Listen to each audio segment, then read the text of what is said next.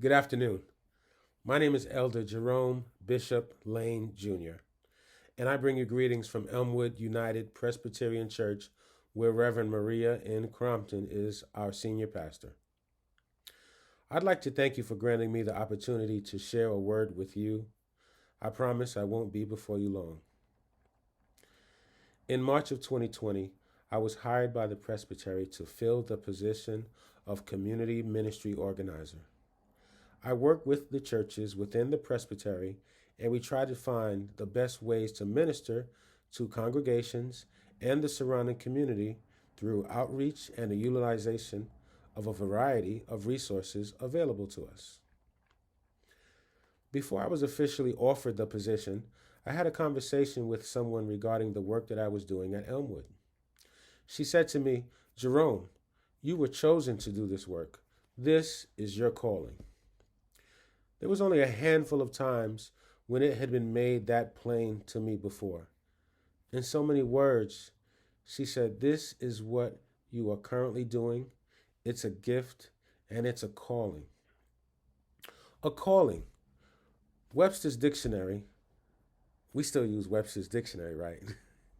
Should I have gone with Wikipedia or maybe Google?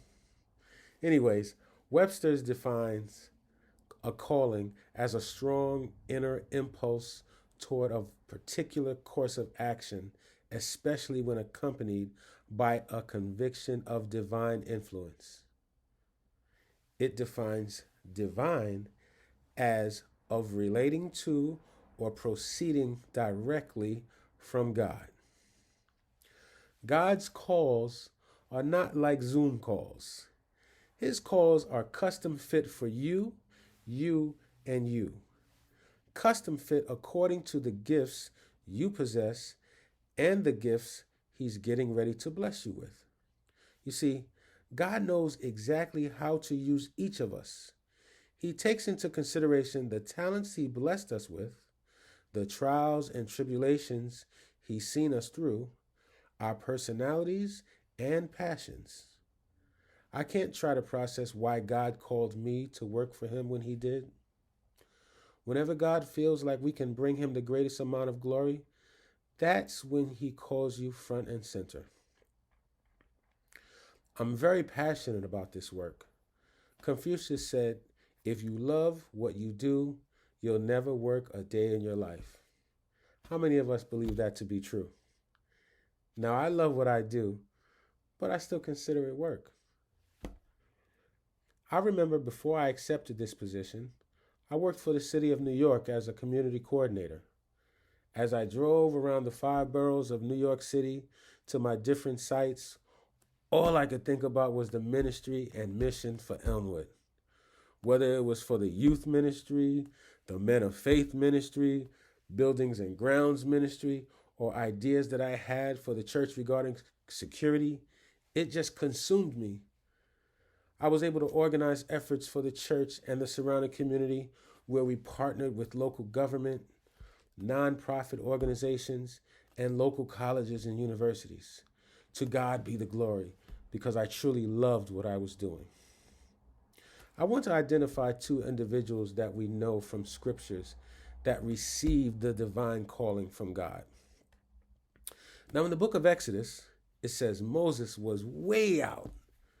The Bible says, in the far side of the wilderness. Now, you've got to be someplace far out to be on the far side of the wilderness. Moses saw the bush on fire, but it wasn't burning. God called out to Moses and told him, "I'm sending you to Pharaoh so that you may lead my people, the Israelites, out of Egypt." Moses made all types of excuses. What if they don't believe me? What if they don't obey me? Public speaking was never my thing, God. And God said in Exodus chapter 4, verse 11, "Who placed a mouth on humans? Who makes a person mute or deaf, seeing or blind? Is it not I, the Lord?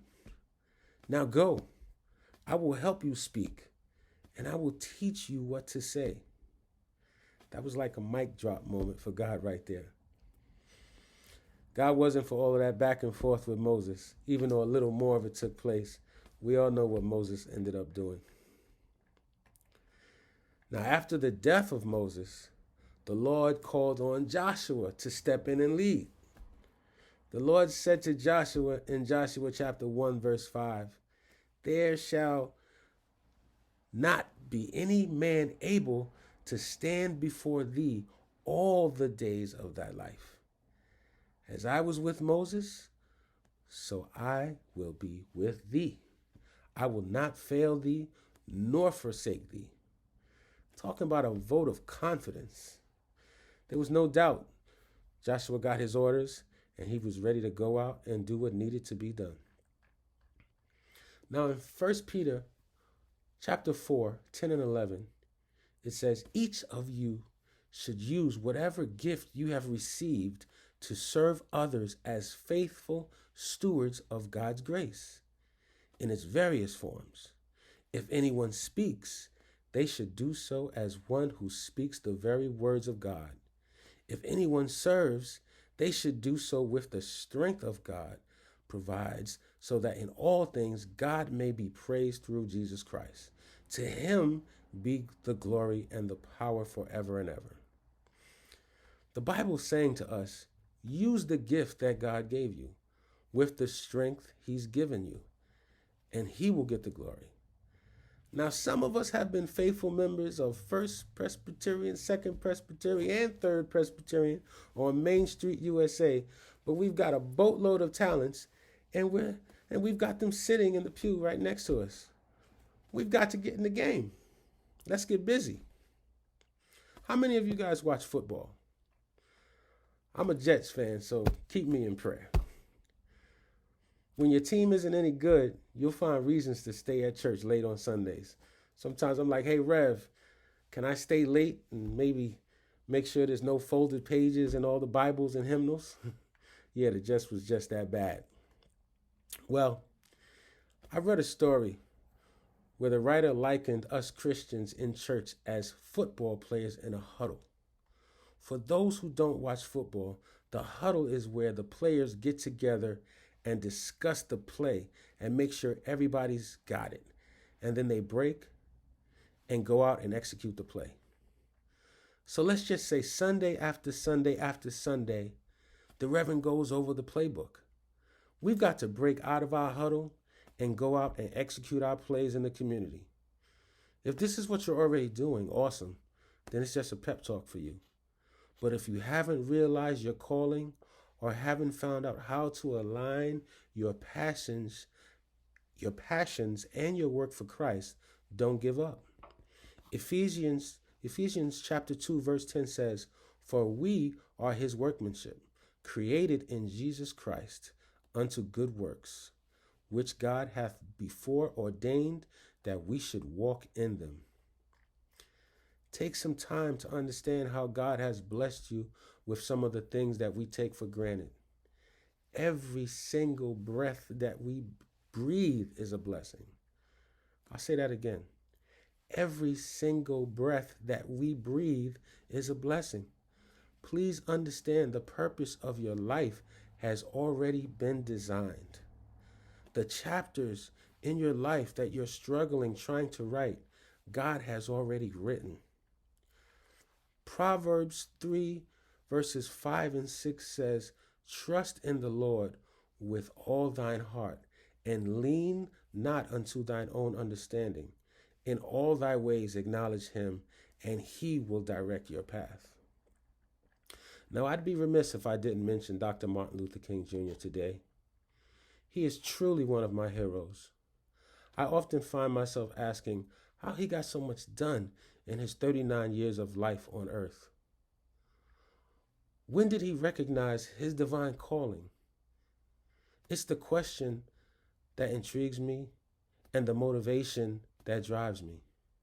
I'd like to share with you what Dr. King said about his calling to the ministry in August of 1959 in his own words. "My call to the ministry was neither dramatic nor spectacular. It came neither by some miraculous vision nor by some blinding light experience on the road of life. Moreover, it did not come as a sudden realization. Rather, it was a response to an inner urge that gradually came upon me. This urge expressed itself in a desire to serve God and humanity, and the feeling that my talent and my commitment could best be expressed through the ministry. At first, I planned to be a physician. Then I turned my attention in the direction of law.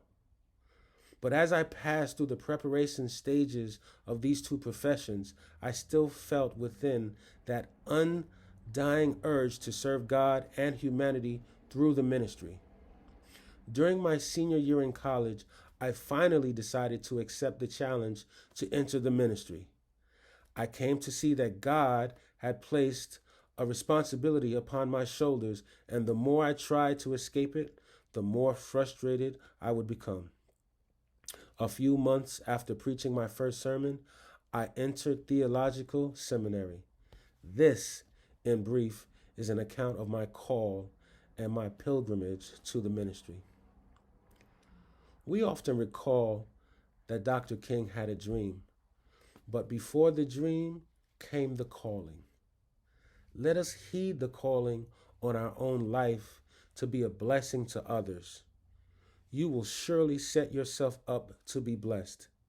And as you help others locate and live out their destinies, you set yourself up to discover your own. God has a plan for you. Thank you, and God bless you.